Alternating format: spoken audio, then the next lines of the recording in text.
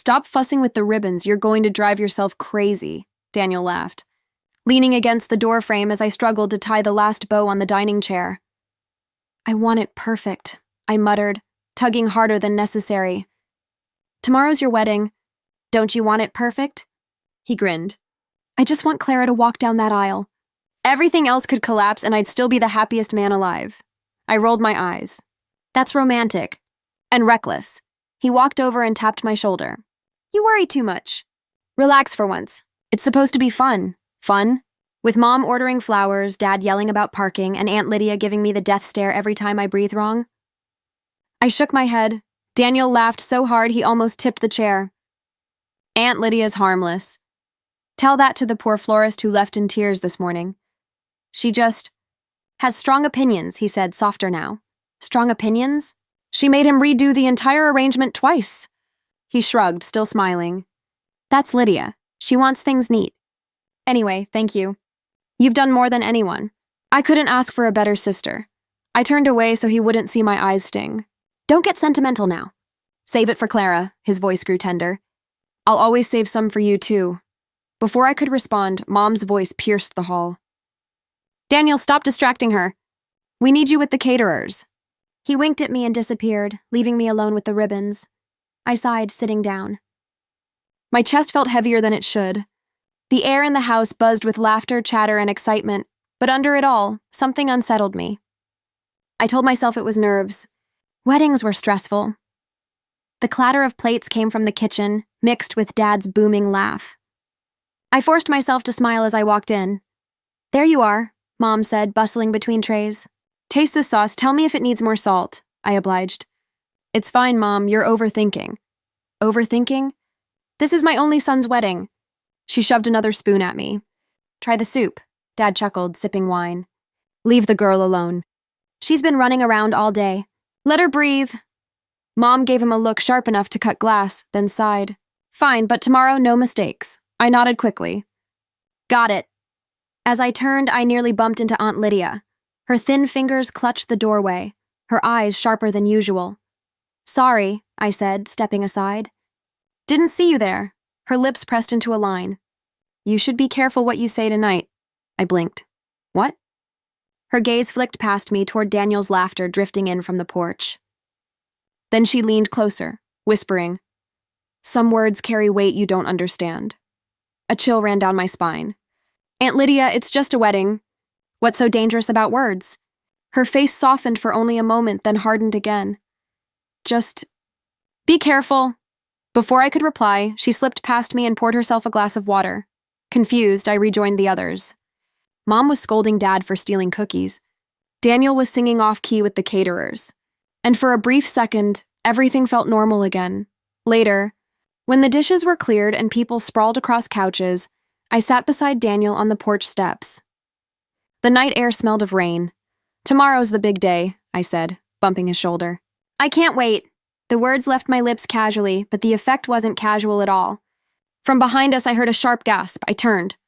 Aunt Lydia stood frozen in the doorway. Her face drained of color, her glass trembling in her hand. Aunt Lydia? I asked, frowning. She stared at me as if I had cursed someone. Then she shook her head quickly. Excuse me, she whispered, and vanished inside. Daniel raised his brows.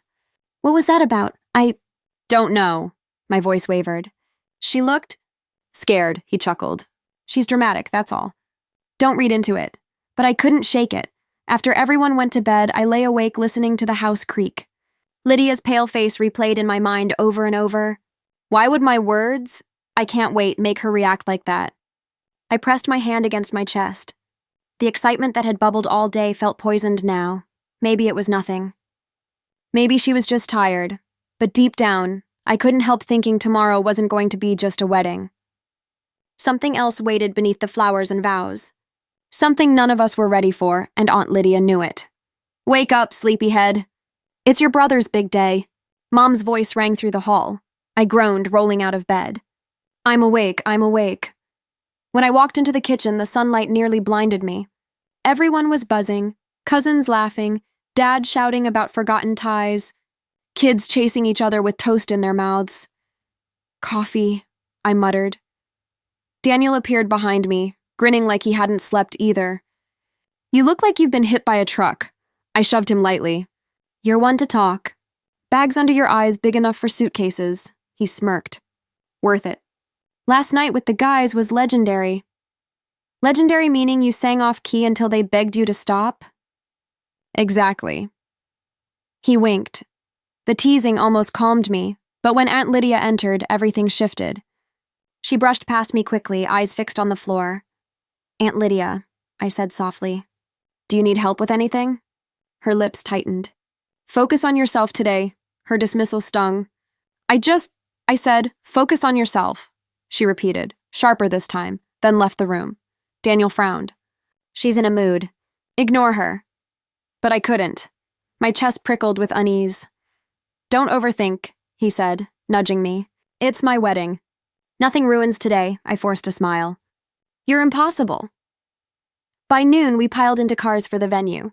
The garden was already alive with chatter, cameras flashing, flowers lining the path. It's gorgeous, Mom whispered proudly, clutching Dad's arm. Daniel leaned toward me. Worth all the chaos, huh? Yeah, I said, though my stomach knotted tighter.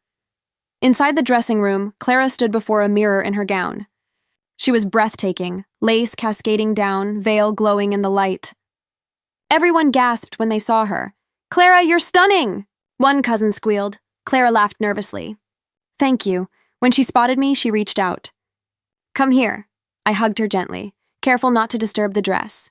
But as my arms wrapped around her, I felt the tremble in her hands. Cold? I whispered. She pulled back, forcing a wide smile. Just excited. You know me. I shake when I'm happy. Her voice wavered too much. I leaned closer, lowering my tone. Are you happy? For a heartbeat, her eyes flickered. Fear, guilt, something I couldn't name. Then she plastered on a grin. Of course. Happiest day of my life. The smile was too bright, too sharp. Daniel burst into the room then, careful not to look directly at her. How's my bride doing? Everyone laughed. Clara waved him off. Superstition. You're not supposed to see me. Too late, he joked, backing out with a grin. Worth it, though. Gorgeous. The cousins squealed again, fanning themselves at his dramatic exit. I stayed quiet, staring at Clara's trembling hands gripping the bouquet. Everything okay? I asked again, softer. She avoided my eyes this time. Perfect. Everything is perfect. The words sounded rehearsed. Lydia appeared at the doorway, her sharp gaze fixed on Clara. It's time. Clara stiffened. Already? Yes. Lydia's tone brooked no argument. Guests shuffled toward their seats. Children tugged at their parents. Music swelled faintly from the garden. I lingered near Clara, my heart thudding. You sure you're all right? Her smile returned, brittle and dazzling. I've never been better. But I didn't believe her. As I stepped back to let the bridesmaids fuss around her, I whispered to myself, something's wrong. And deep down, I knew I was right. The hallway was quiet except for the muffled shuffle of fabric and the clink of glasses from the kitchen. I was carrying a tray of folded napkins when I froze. Two voices drifted through the slightly open door of the bridal room. Clara's voice trembled. Please, not now. Don't ruin this for me. Then Aunt Lydia's tone, low and sharp. You can't hide it forever. He deserves the truth. My heart slammed in my chest. I leaned closer, clutching the tray. Clara whispered, urgent.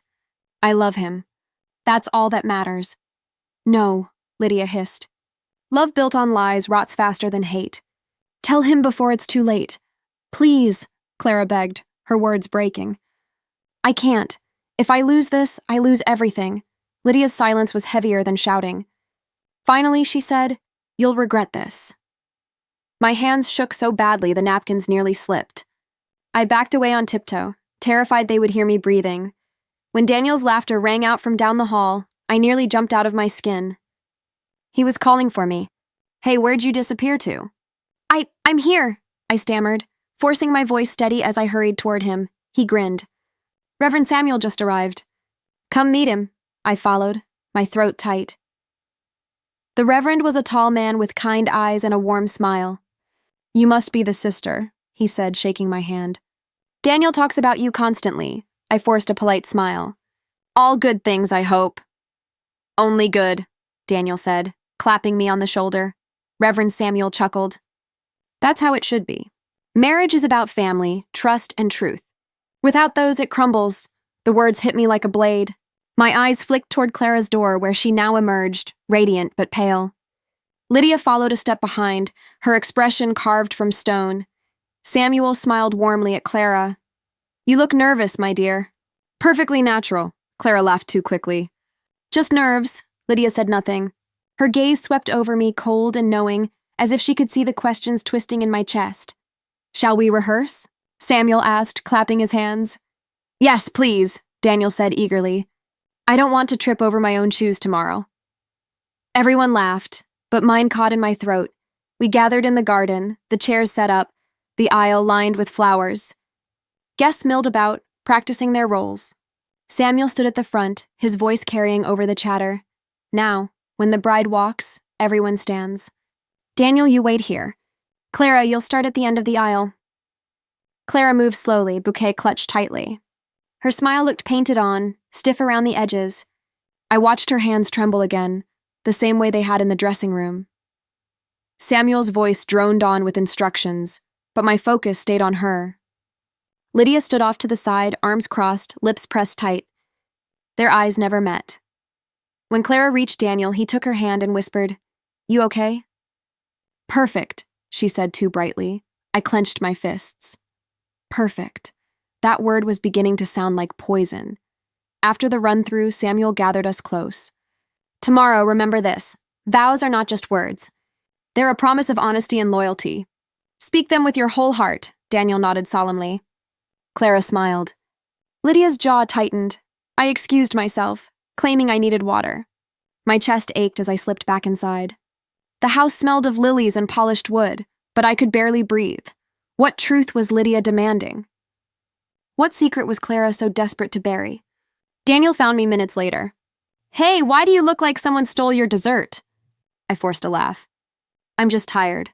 Too many details running around my head. You worry too much, he said, just like he had yesterday. Clara's nervous, but that's normal. Everyone's fine. Tomorrow will be the best day of my life. His confidence broke me a little. I wanted to protect it, wrap it in glass so nothing could touch it. But Lydia's words echoed louder. He deserves the truth. That night, as guests lingered over dinner, I caught Clara in the hallway. Clara, I whispered, pulling her aside. Are you sure you're okay? Her eyes darted to the room where Lydia sat stiffly with a glass of wine. Then she forced that same dazzling smile. Of course. Why wouldn't I be? She cut me off. Don't worry about me. Worry about Daniel. He's the happiest man alive. Her tone was sharp enough to slice the air. Then she swept away, leaving me staring after her. Later, Lydia passed me on the stairs. Stay out of it, she murmured without looking at me. My breath caught. Stay out of what? But she was already gone. I pressed my back against the wall, heart racing. The house around me buzzed with music, laughter, clinking glasses. Guests toasted Daniel and Clara as if nothing in the world could go wrong. Yet beneath it all, I felt trapped, like two different worlds were pulling me apart. One was shining, beautiful, full of love. The other was dark, heavy, and whispering secrets only I seemed to hear. And somehow, tomorrow, both would collide. The sun was too bright, almost cruel. The garden shimmered with white ribbons and rose petals, but my chest felt heavy. Dad leaned close as we found our seats. Perfect day, isn't it? Yeah, I whispered, though the words tasted false. Daniel stood at the altar, straightening his tie with nervous fingers. When his eyes found mine, he grinned wide, boyish and proud. You're glowing, Mom whispered to him from the front row. I'm marrying the love of my life, Daniel said, beaming. How could I not? The music swelled. Every head turned. Clara appeared at the end of the aisle, veil flowing, bouquet clutched. The crowd gasped in delight. Beside me, a cousin whispered, She's beautiful. Yes, I murmured, though my throat tightened. Daniel's eyes filled with tears as she walked toward him. I wanted to be happy for him, but my heart thudded painfully. Clara's steps were graceful, but I saw the tremor in her hands. Each one looked like a struggle not to falter. She's nervous, Mom whispered. All brides are. I nodded, but I didn't believe it. When Clara reached the altar, Daniel mouthed, "You look amazing." She smiled, dazzling and fragile. Reverend Samuel raised his voice. "We are gathered here to join Daniel and Clara in holy matrimony. A union of trust, love, and truth." The word truth struck like a stone.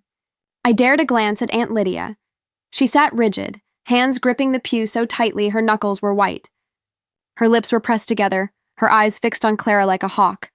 I wanted to scream, to grab Daniel's arm and tell him to stop. But my voice stayed trapped.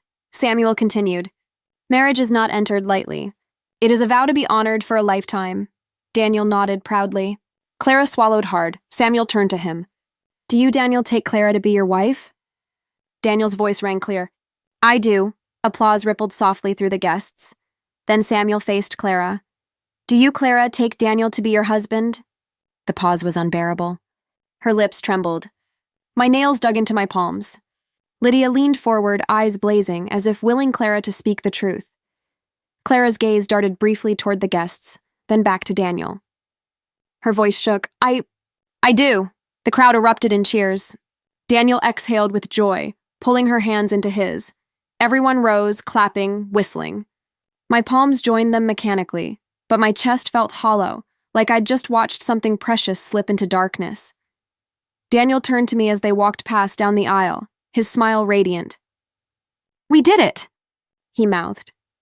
I forced a smile, though my heart whispered, "Something irreversible has just been sealed." Mom hugged me tightly. "See? Nothing to worry about. They're perfect together." "Perfect," I echoed, but my voice broke on the word. Behind us, Lydia didn't clap. She sat frozen, staring after Clara with eyes full of fury and grief, and I couldn't shake the thought that I should have stopped it. That silence had betrayed us all. The hall shimmered with light and laughter, glasses clinking, music swelling. Daniel and Clara swayed in the center, faces glowing. Everyone cheered as they spun. I forced a smile, clapping along, though my chest throbbed with unease. "Beautiful, isn't it?" Aunt Lydia's voice came suddenly at my side. I turned. Her face was pale, eyes hollow. "Yes," I whispered. "Beautiful." She leaned closer, pressing something small and folded into my palm. Her fingers were cold. "Read this when you're alone. You'll understand everything." My throat closed. "What is—" "Not here," she interrupted sharply, then vanished into the crowd, swallowed by color and laughter. I stared at the letter in my hand. My fingers trembled. "Hey!" Daniel appeared, grinning, sweat on his brow. "Don't just stand there. Dance with us." I'll join later," I stammered, shoving the letter deep into my purse. He gave me a playful scowl. "You're too serious." "Come on, at least smile," I forced one. "I'm smiling. Barely." He kissed my forehead before rushing back to Clara. The band picked up tempo, cousins squealed, Mom clapped off beat. The whole room vibrated with joy, but I felt like I was dancing on broken glass, every step fragile, every laugh hollow. Marcus, Daniel's best friend, swaggered in from the bar, glass in hand. "To the groom," he shouted, raising it high. Cheers followed. "Marcus," Daniel called, wrapping him in a hug. "My brother for life." Marcus smirked, clinking his glass against Daniel's. "Wouldn't miss this for the world." His eyes flicked toward Clara then. Just for a second, and something in my stomach lurched. The look was too sharp, too knowing. Clara caught it and turned away quickly, laughing at some joke. I couldn't breathe. "Everything okay?" Mom asked, noticing my stiff posture. "Yeah," I lied, taking a sip of water. "Just tired." As the music shifted to a slower tune, couples filled the dance floor. I slipped away to the far corner, my purse heavy at my side. I pulled the letter out, my hands shaking. The paper was creased, Lydia's handwriting neat but rushed. I unfolded it slowly, my heart pounding in my ears. The words seared me. "He doesn't know. She loved another first." The one standing beside him, calling himself brother. She never let go of Marcus. I read it again and again until the letters blurred. "No," I whispered, "Marcus.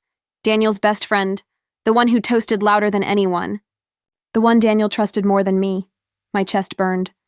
The hall's laughter sounded far away, distorted, I crumpled the letter in my fist, then smoothed it out again, desperate for it to vanish. Hey. A shadow fell over me. Marcus himself. His grin was lazy, but his eyes searched my face. Why are you hiding back here? Not enough champagne? I shoved the letter behind me. I needed air. Air? He smirked. Or distance. Weddings can be intense. My voice shook. You seem comfortable enough, he chuckled, sipping his drink. Why wouldn't I be? I met his eyes, the question tearing out before I could stop it. Do you love her? His smirk faltered for the briefest moment, then returned sharper. Dangerous question, don't you think? My stomach twisted. Answer me. He leaned closer, lowering his voice. What difference would it make? She's married now. To him. Rage and fear tangled inside me. You're disgusting. Careful, he whispered, his smile never reaching his eyes. You don't know everything. I stepped back, clutching the letter so tightly it wrinkled. I know enough. Then keep it to yourself, he said softly, before walking away, melting into the crowd as if nothing had happened. The music swelled again, Daniel's laughter echoing above it all. Clara twirled under the lights, veil fluttering like a ghost. I stood frozen in the shadows, the truth burning in my hand, my brother's joy blazing in the center of the room, and I knew nothing would ever feel beautiful again. The lanterns outside flickered in the night air, casting long shadows across the garden. I found Marcus leaning against the railing, swirling his glass lazily. You've been following me, he said without looking up. I gripped the folded letter in my hand. What you've done to Daniel, how dare you? His smirk twitched. So you read it. Yes, I hissed. Every word. Clara was yours before him, wasn't she? He finally turned, eyes glinting under the glow. She wasn't just mine. She loved me. Until Daniel barged in with his perfect smiles and promises. My stomach twisted. You're his best friend. How could you? Marcus chuckled bitterly. Best friend? More like shadow. Do you know what it's like standing beside Golden Boy Daniel? Always second choice. Always overlooked. Clara saw me first, but then he came along and suddenly I was invisible again. She chose him, I snapped. She married him. She chose security, he said sharply. Don't confuse that with love. I felt my throat close. You're saying this as if it justifies destroying him. His jaw tightened. I didn't destroy him. He took what wasn't his. I stepped closer, trembling. If you cared for her at all, you'd stay away. Let her move on. His laugh was low, bitter. You really think love disappears because of vows? She still calls me in the night. She still dreams of me. Stop, I whispered, covering my ears. You're lying, he leaned in, voice cutting. Am I? Look at her when she thinks no one's watching. Tell me you don't see it. I shook my head furiously. I won't let you tear him apart. Don't interfere, he warned, his tone darkening. Clara already made her choice. The rest will play out on its own. You sound proud of this, I spat. Like you enjoy watching him live in a lie. His face hardened. It's not pride. It's pain. But Daniel took her, and now he'll live with the shadow of what she lost. I staggered back, the night pressing in. You're cruel. Truth is cruel, he muttered. And it doesn't vanish because you wish it away. The sound of music drifted from the hall, muffled laughter carrying through the open doors. I wanted to scream over it all, to rip the mask from the celebration. Instead, I whispered, He trusts you. He trusts both of you, and you're killing him without lifting a hand. Marcus's expression flickered, but he turned away, sipping from his glass. Go back inside, little sister. Enjoy the fairy tale while it lasts. My legs felt weak as I stumbled down the path. The lanterns blurred in my vision. My heart pounded with rage, grief, helplessness. Then I froze. Clara stood near the corner, half hidden in shadow. Her eyes were locked on Marcus, shimmering with longing and regret. Marcus looked up and met her gaze. For a breathless moment, they didn't move, didn't speak. The world fell silent except for their eyes saying everything words could not. My chest cracked open. I wanted to tear the veil from her head, to scream Daniel's name until he saw the truth. But my lips stayed sealed, my body rooted in place. Clara turned quickly when she noticed me, pasting on a smile too brittle. There you are. Everyone's looking for you. I swallowed hard. I needed air. Her eyes flickered nervously toward Marcus. It's a beautiful night, isn't it? The lie clung to her voice like perfume, sweet, cloying, suffocating. I forced my face into calmness. Yes, beautiful. She touched my arm lightly. Come back inside. Daniel wants to toast again. I nodded mechanically, letting her lead me. But as we stepped back into the glittering hall, the vision of that glance between her and Marcus burned behind my eyes, and all I could think was that my brother's heart was already breaking. He just didn't know it yet. The house felt different after the wedding. Too quiet in some corners, too loud in others. Daniel glowed with joy, humming as he made coffee, texting Clara sweet notes even when she was in the next room. But Clara seemed to shrink. At breakfast one morning, Daniel nudged her. You didn't eat anything. Come on, at least some toast. She pushed the plate away. I'm not hungry. You're going to vanish on me, he teased, kissing her cheek. She forced a smile. I'm fine, Daniel, really. I sat across from them, twisting my mug. You should rest more, Clara. Her eyes darted toward me, uneasy. I said I'm fine. Daniel frowned. She's fine, right? Yes, I murmured, though my stomach twisted. That evening, at our parents' house, Aunt Lydia barely spoke. She sat in the corner with her hands folded, refusing dessert, avoiding everyone's gaze. Lydia, Dad said cheerfully, you're quiet tonight. I'm tired, she replied flatly. Mom tried to lighten the mood. Tired already? The wedding wasn't that much work, but Lydia only shook her head and left early. Daniel leaned over to me as the door shut. What's wrong with her? I don't know, I whispered, though I did. The guilt gnawed at me every time he smiled. I carried the truth like glass in my chest, sharp and cutting. Days passed. Marcus stopped coming around. Daniel texted him constantly. Where are you, man?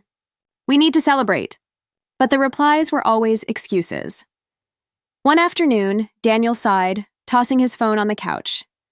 Weird, he's usually glued to me. Clara's hands stilled on her teacup. Maybe he's just busy, Daniel shrugged. Guess so.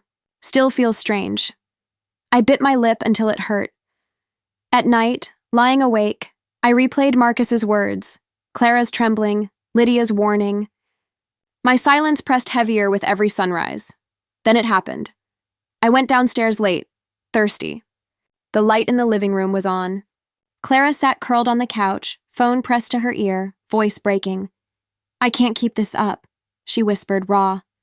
I still love you. I always will. My blood ran cold. I stepped back too quickly, the floor creaking. Clara's head jerked up, eyes wide. Who's there? She demanded. I froze in the shadows. She whispered sharply into the phone. I'll call you later. Then hung up. I wanted to run, to scream, to drag Daniel from his dreams upstairs.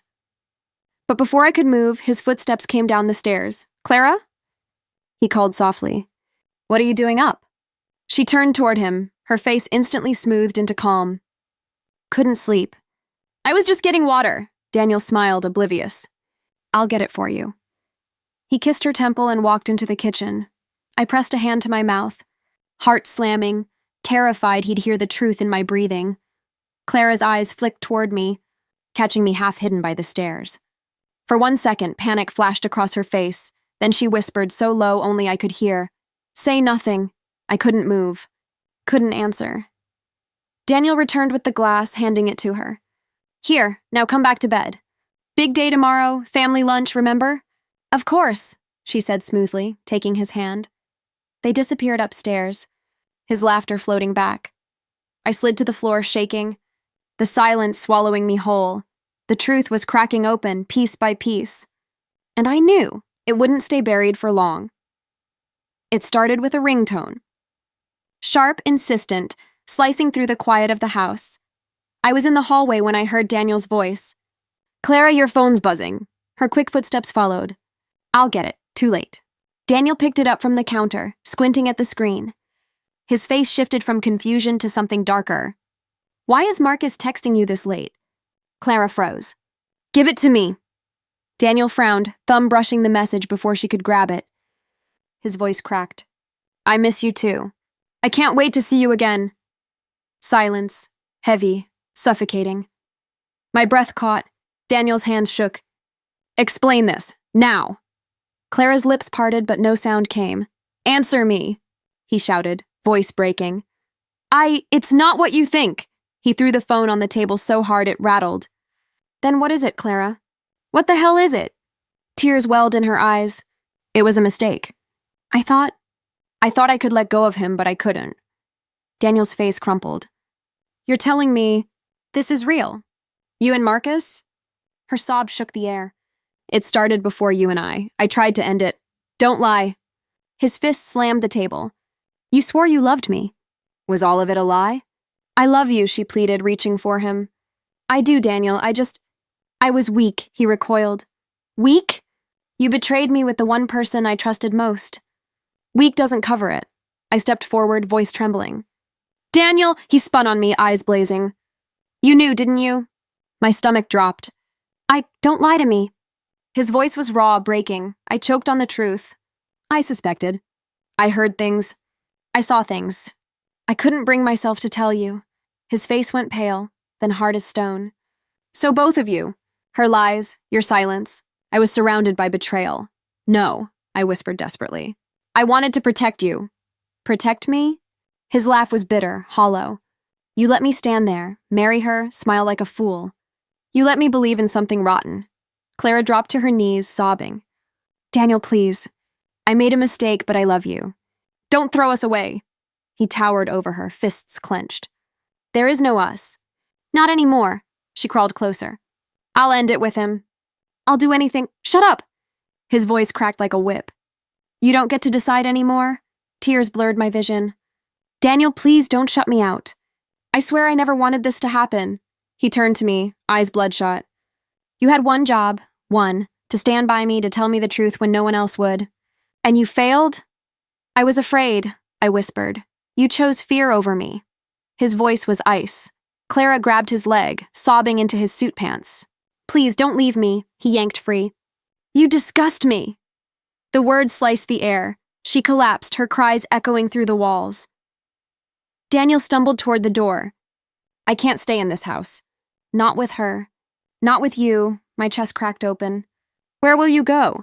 Anywhere, he spat. Anywhere I don't have to look at either of you. I reached out, desperate. Daniel, he pulled back, eyes burning. Don't touch me. You're not on my side. The door slammed behind him, rattling the frame. I sank to the floor, my body shaking. Clara's sobs filled the silence. This wasn't supposed to happen, she whispered, rocking back and forth. He wasn't supposed to find out like this. I glared at her through my tears. You destroyed him, and Marcus helped you. Her face twisted in anguish. You don't understand. I tried to love Daniel the way he deserved. But my heart, don't say it, I snapped. Don't you dare say your heart belongs to Marcus. She covered her face. I'm sorry. I'm so sorry. I stood, my voice shaking. Sorry doesn't put Daniel back together. Sorry doesn't erase the vows you shattered. Her sobs grew louder, but I turned away, unable to bear the sight. My phone buzzed with a message. Daniel's name lit up the screen. My trembling fingers opened it. Don't follow me. Don't call me. I need space. You betrayed me too. The words blurred as my tears fell. I whispered into the emptiness. I only wanted to protect you, but my voice sounded hollow, even to myself. Clara's cries echoed down the hall, and I realized I was alone. Completely, utterly alone. The person I had tried hardest to protect now saw me as part of the betrayal, and nothing hurt more than losing him too. The fallout came fast, like glass shattering across every corner of our lives. Mom stormed into the kitchen one morning, newspaper in hand. Did you hear? Clara's parents cut her off. They won't take her calls, I froze. They disowned her? Yes, Mom's voice shook with rage. They said she shamed the family. I can't believe this mess! Daniel walked in, cold and hollow. Good. She deserves it. Daniel, I whispered. Maybe. No, he snapped. Don't defend her. Clara's voice rang out from the doorway. I'm not asking for defense. I just need you to hear me. Daniel's head whipped toward her. You still have the nerve to show up here? She stepped forward, pale, trembling.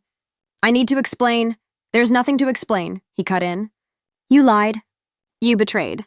That's the whole story. Her eyes brimmed with tears. I love you, Daniel. Even if I made mistakes. Mistakes? His voice thundered. You called Marcus while lying in my bed. You planned a future with him while vowing one with me. That's not a mistake, Clara. That's who you are. She crumpled, whispering, Please forgive me. Daniel turned away. Never. I swallowed hard, my chest aching. The next day, whispers spread through town. Marcus's boss fired him after hearing Daniel's accusations. His business partners pulled away.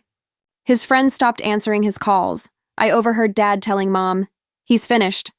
No one trusts him anymore. Marcus cornered me one evening outside the store. His once proud smile was gone. You let him ruin me, I stiffened. You ruined yourself, his jaw clenched. Clara still loves me. That's all that matters. She's alone now, I said coldly. Her family's gone. Daniel's gone, and you? You've lost everything too. His eyes darkened. Then we deserve each other. I turned my back, trembling. That night, Clara came again, knocking softly at our door. Please, she begged when I opened it. I just need to talk to him. Daniel appeared, his face stone. Get out, her tears spilled. I don't have anywhere else to go. You made your choice, he said flatly. Live with it. She reached for him, but he slammed the door in her face. I stood frozen, guilt churning in me. Later, Aunt Lydia found me sitting alone in the garden. You look like a ghost, I sighed. Everything's falling apart. Daniel won't even look at me. She lowered herself beside me. You think this is new? You think this is the first time betrayal has poisoned us? Her voice was low, trembling. Years ago, Clara's mother betrayed our family. She had an affair that broke your uncle's heart.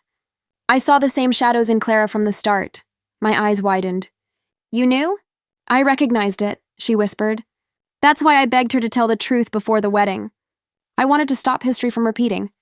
But fate doesn't listen. I pressed a hand to my mouth. So this was always coming. She nodded grimly. Karma finds its way, always. Tears slid down my cheeks. Daniel thinks I betrayed him too. You carried a secret that wasn't yours to keep, she said softly. That isn't betrayal. That's the burden of silence, I shook my head. It feels the same, she squeezed my hand. Pain spreads like fire, but sometimes fire burns away the lies. Her words clung to me as the night deepened. The next day I saw Clara walking alone down the street, head bowed. People whispered behind her back, turned away from her. Marcus stood across the road, watching her with hollow eyes. They didn't speak, but the longing was written in their faces. For the first time, I didn't feel the weight of their secrets pressing on me. I felt lighter, as if the burden had finally shifted off my shoulders. The lies were no longer mine to carry. Winter melted into spring before Daniel finally smiled again. One afternoon, I found him in the backyard, hammer in hand, fixing the old bench. You're rebuilding everything these days, I said quietly. He looked up, wiping sweat from his forehead. It keeps my hands busy. Keeps my mind from wandering. I sat on the grass. Does it help? Some days, he paused. Most days, actually. I don't think about her as much when I'm working. I hesitated. You're stronger than I thought you'd be. He gave me a tired smile. Stronger? I feel like I've been gutted. But you're still here, I said softly. His hammer stilled. Yeah, still here. For a long time, the only sound was the steady knock of nails. Finally, I whispered, Do you hate me, Daniel? He set the hammer down and turned. I was furious. I felt betrayed, but hate? No, you're my sister. I can't hate you. Tears stung my eyes. I thought I lost you forever. You almost did, he admitted. But then I realized you didn't cheat on me. You didn't lie to me in vows. You just froze. And I can't punish you forever for being scared. I let out a shaky breath. Thank you, he gave a small shrug. We're both learning how to live again. Later that week, Aunt Lydia invited me for tea. Her house smelled of lavender, the shelves lined with old photographs. She poured carefully, her hand steadier than I'd ever seen. You've been quiet, she said. I've been thinking, I admitted. About what? About that night. When I said I can't wait, you went pale. Now I understand. Her eyes softened. Yes, I knew Joy was about to demand a price. It always does in this family. I stirred my tea. But you carried the burden alone for so long. Doesn't it feel lighter now? It does, she whispered. Sharing it with you saved me. I looked at her, really looked. For the first time, she didn't seem like the cold, watchful aunt. She seemed human, fragile, and strong. Do you think Daniel will heal completely? I asked. She sighed. He will scar, but scars are proof we survived, and survival is its own kind of victory. I nodded slowly. We sat in silence, sipping tea, the weight between us softer now. Months passed. Clara disappeared from our world. Rumors said she'd left town chasing Marcus after all. Some claimed he'd fallen into debt, others that he'd drunk himself into ruin. I never asked for details. They were ghosts now, consumed by their choices. One evening, I walked alone through the garden where the wedding had bloomed. The chairs were gone, the flowers wilted, but echoes still lingered. Laughter, vows, applause, they haunted the air like faded music. I stopped in the spot where I'd once whispered, "I can't wait." The memory sliced through me. Back then, I hadn't known those words would summon a storm. I hadn't understood the way Lydia's face went pale. She had known. She had seen what joy was about to cost us. Now, I understood. I closed my eyes, listening to the quiet rustle of leaves. "I survived," I whispered. The words felt steady, powerful. Footsteps crunched behind me. Daniel appeared, hands shoved in his pockets. "You come here a lot." "It's where everything started," I admitted. He stood beside me. "I hate this place." "I did too," I said. "But now, I think I need it. To remind me of what we lost." "And what we still have," he studied me. "You've changed." "Maybe." I smiled faintly. "I don't feel so small anymore." He chuckled softly. "Good, because I need a strong sister now, not a timid one." "I'm stronger than I was," I told him. All of this, Clara, Marcus, the lies, it broke me. But it built me too. I'm not afraid to speak anymore. He placed a hand on my shoulder. Then maybe something good came out of all this. "Maybe," I whispered. We stood there a long time, the silence between us finally gentle instead of sharp. When the night grew cold, we turned back toward the house. Aunt Lydia was waiting at the porch, a blanket in her arms. "You two look like statues," she called. Daniel laughed quietly. "We were remembering," Lydia nodded. "Remembering is good. But don't forget to live." I met her eyes, and for once there was no secret between us. Just understanding.